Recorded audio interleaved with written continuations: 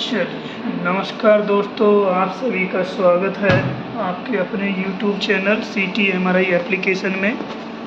आज हम आपको MRI ब्रेन के अंदर कौन कौन से सीक्वेंस लेने होते हैं और उनको कैसे पहचानना है।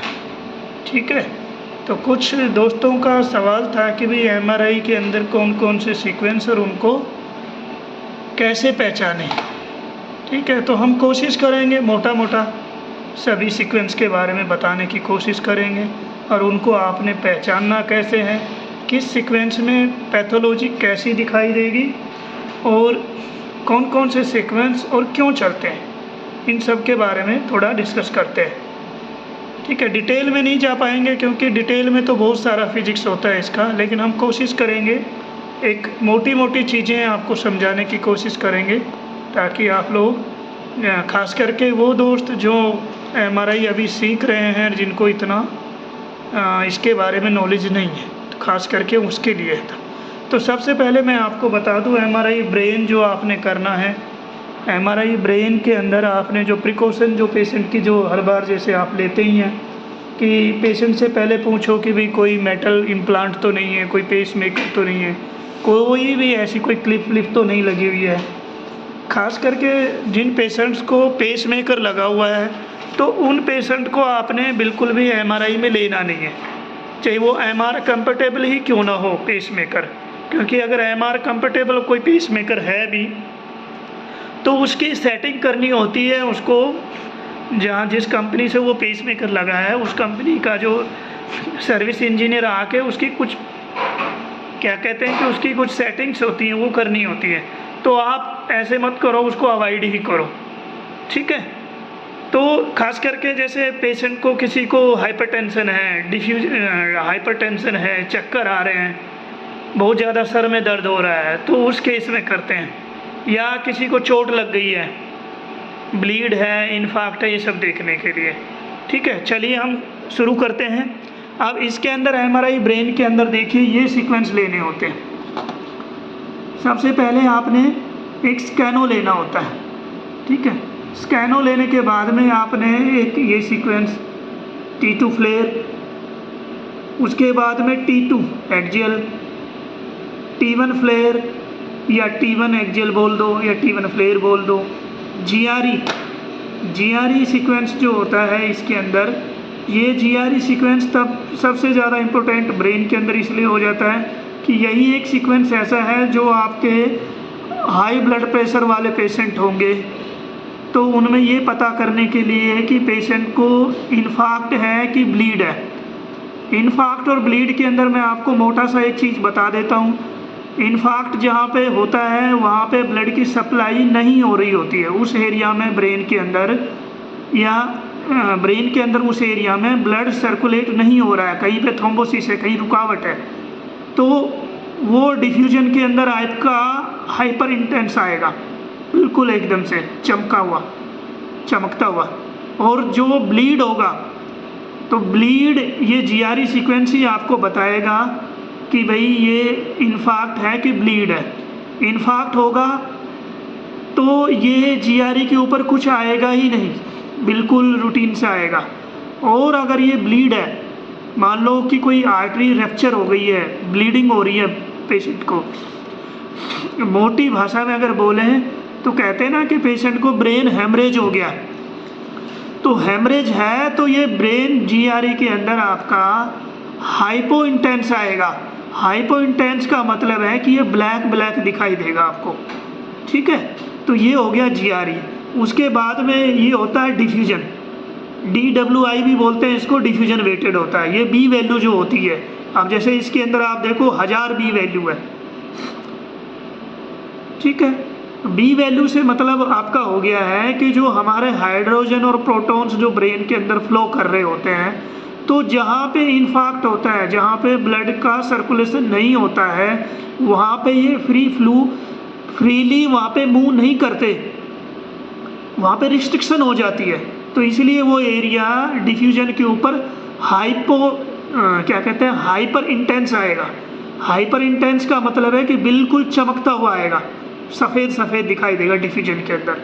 ठीक है। जब उसका आप ADC बनाओगे तो वो आपको ब्लैक हो जाएगा, वो भी मैं बताऊंगा इसी वीडियो के अंदर, ठीक है। उसके बाद में आपने कॉर्नल T2 कॉर्नल, ब्रेन की जो इमेज है, ब्रेन की इमेज को आपने कॉर्नल लेना है, ठीक है। तो कॉर्नल कैसा होगा, इसको कॉर्नल बोलेंगे। ये देखो, अब ये आपका T2 का सीक्वेंस है, लेकिन ये ब्रेन की इमेज कॉर्नल में दिखा रहा है, ठीक है। तो ये हो गया आपका T2 कोर। और इसी तरह से आपने ये देखिए, अब ये डिफ्यूजन है। अगर यहाँ पे कहीं पे भी आपको इन्फार्क्ट लगेगा, ठीक है, इन्फार्क्ट लगेगा, तो वो इन्फार्क्ट कैसा दिखाई देगा, इधर देखिए ऑर्बिट, ये जो आँख के अंदर जो देख रहे हो ना आप ऑर्बिट, ऐसी इमेज आपको इस डिफ्यूजन के अंदर दिखाई देगी। तो वो उसको बोलेंगे कि पेशेंट को इन्फार्क्ट है, मतलब ब्रेन के अंदर कोई आर्टरी के अंदर कोई कचरा भरा हुआ है, गंदगी है, जिससे उस एरिया में ब्लड की सप्लाई हो नहीं रही है, इसलिए वो एरिया इन्फार्क्ट हो गया है, ठीक है। तो ये हो गया आपका इन्फार्क्ट। इसी तरह से ये सीक्वेंस को आप बोलेंगे GRE, ठीक है, इस सीक्वेंस को बोलेंगे GRE। अब GRE के अंदर क्या है कि मान लो पेशेंट को हेमरेज हो गया है। एक्चुअली हमारे पास कोई यहाँ पे कोई ऐसा पेशेंट नहीं है जिसमें हेमरेज हम दिखा सकें, लेकिन मैं आगे कोई भी पेशेंट जो वीडियो होगा जिसमें पॉजिटिव पेशेंट होगा, इन्फार्क्ट हो गया, ब्लीड होगा, उसमें मैं आपको दिखाऊंगा। तो इसके अंदर आपको इस इमेज के अंदर अगर पेशेंट को हेमरेज हो रहा है, ब्लड हो रहा है, तो वो कैसी दिखाई देगी, वो आप देखो। एक चीज़ मैं आपको इसी के अंदर दिखाता हूँ। अब ये देखिए, ये आर्टरी है जो ब्रेन के अंदर ब्लड दे रही है, तो ये कैसी दिख रही है, हाइपो इंटेंस, मतलब काली दिखाई दे रही है, ब्लैक दिखाई दे रही है। तो ऐसे ही जहाँ पे ये रैप्चर होगी ब्रेन के अंदर, तो वो भी आपको जो एरिया जिसमें ब्लड इकट्ठा होगा, वो ब्लड जो है आपको हाइपो इंटेंस दिखाई देगा, मतलब काला दिखाई देगा GRE के ऊपर। तो ब्रेन के अंदर सबसे मेन सीक्वेंस जो होते हैं 3 होते हैं। अगर कोई भी आपसे पूछे कि ब्रेन के अंदर अगर 3 सीक्वेंस या मिनिमम से मिनिमम सीक्वेंस आपने लेने तो कौन से लोगे, तो सबसे पहले आप डिफ्यूजन लो, फिर GRE लो, और तीसरे नंबर पे फ्लेयर लो। ये 3 सीक्वेंस सबसे मेन सीक्वेंस होते हैं। 99% आपके जो हाइपरटेंसिव पेशेंट होंगे उसकी रिपोर्ट इन 3 सीक्वेंस में ही बन जाएगी, ठीक है दोस्तों। अब इसी तरह से अगला सीक्वेंस लिया जाता है SAGE T2। तो ये आपका SAGE T2 हो गया, ठीक है। अब ये देखो, ये SAGE T2 है।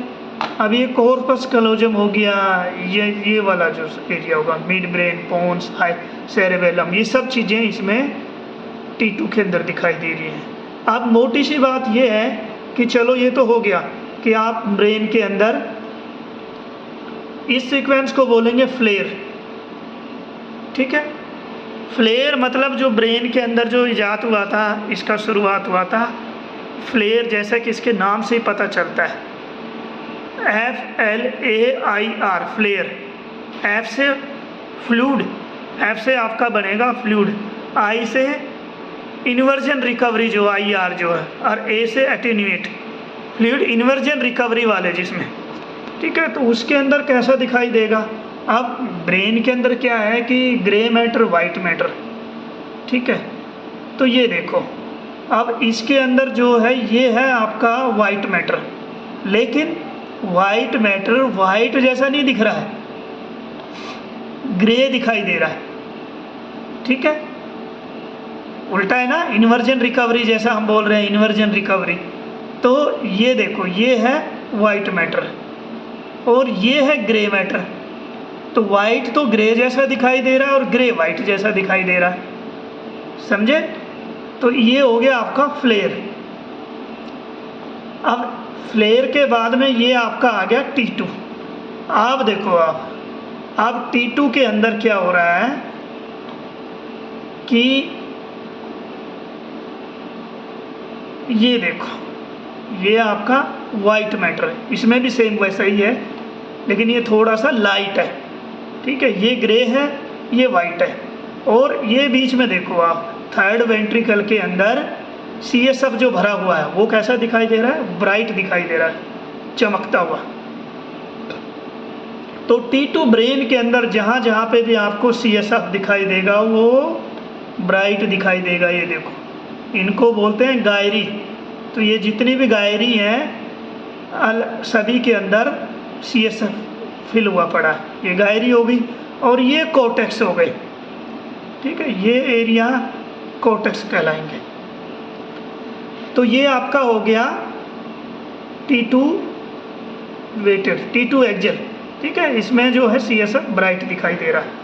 अब मैं आपको एक चीज़ और दिखाता हूँ।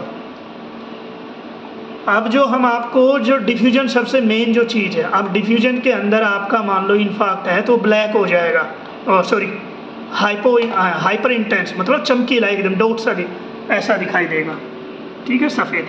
लेकिन जब उसी का ही आपने ADC बनाओगे, ADC कैसे बना रखा है उसका मैंने एक वीडियो अलग से डाला हुआ है, तो ब्रेन के अंदर, तो वो जब आप ADC बनाओगे अगर वो इन्फार्क्ट है तो ये देखो, ये एरिया वो ऐसा ब्लैक ब्लैक दिखाई देने लगेगा, और उससे ये कंफर्म हो जाएगा कि ये आपका इन्फार्क्ट है कि ब्लीड है, ठीक है।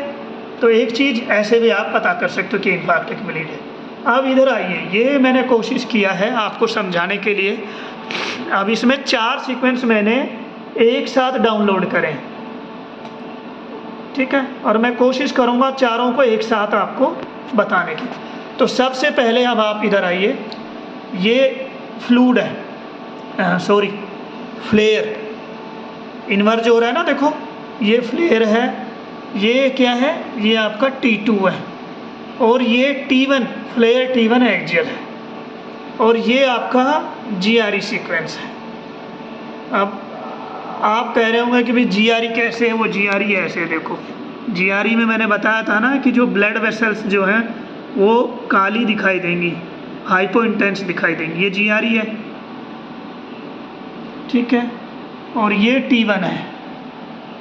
T1 जो है मेनली आपका जो T1 सीक्वेंस है वो अनाटमी के लिए दिखाई लिया जाता है, ठीक है। तो इसमें देखो T1 का जो है सबसे मेन चीज़ कि T1 में बेसिकली ये अनाटमी के लिए होता है।